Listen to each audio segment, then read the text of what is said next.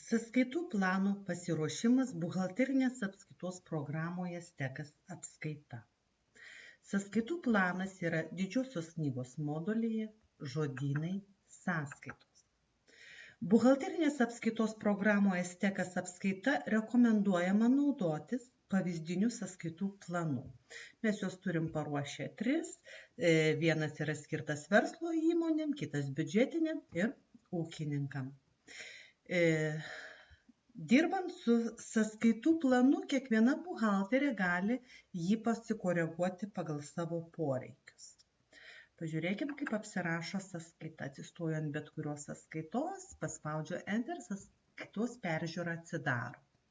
Sąskaita apsirašo kodu, yra sąskaitos pavadinimas. Taip pat nusirodo sąskaitos tipas, ar tai yra turtas 1-2 buhalterinė klasė, ar nuosavybė 3-4 buhalterinė klasė, pajamos 5 ir sąnaudos 6 buhalterinė klasė. Taipogi reikėtų nusirodyti, ar tai suminė ar detalioji sąskaita.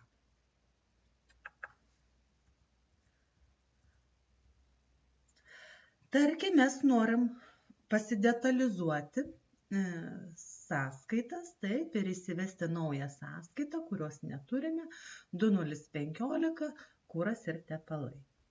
Spaudžiam mygtuką naujas, rašau sąskaitos kodą 2015 ir pavadinimas kuras ir tepalai. Sąskaitos tipas turtas, sąskaita detali ir spaudžiu rankytę užrašyti arba mygtuką gerai. Jie abu atlieka tą pačią išsaugojimo funkciją. Spaudžiu, taip ir žiūrim, tokia sąskaita pas mus atsirado. Taip galim įsivesti naują sąskaitą. Jeigu mums kažkurios sąskaitos nereikia, nors jų didžiojoje knygoje nenaudojamų sąskaitų nesimato ir jų trinti nebūtina, bet jeigu buhalterė pageidauja, jas galim pašalinti. Taip, atsistoju ant nereikalingos sąskaitos ir spaudžiu pašalinti. Programa paklausia, ar tikrai pašalinti šį įrašą. Atsakome taip ir sąskaitos 2612 obligacijos mes jau nebeturime. Dar vienas variantas.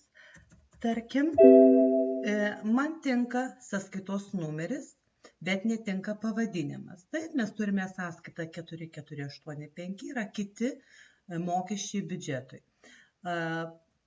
Mūsų sąskaitų plane šita sąskaita yra nekilnojamo turto mokestis. Tai ką mes darom? Atsistojam ant sąskaitos, Enter, einam į jos peržiūrą.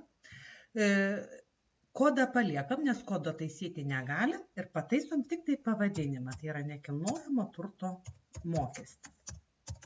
Visa kita lieka. Spaudžiu rankytę. Arba gerai, taip, kad išsisaugotų įrašas. Štai ir pakeitėm mes sąskaitos pavadinimą. Taigi mes galime įrašyti naują sąskaitą, ištrinti mums nereikalingą arba pakoreguoti jau esančią sąskaitų planą ir taip pasiruošti tą planą, prie kurio esam pripratę pagal savo poreikius. Kitame mūsų video žiūrėkite įmonės klientų suvedimas buhalterinės apskaitos programoje Stekas apskaita.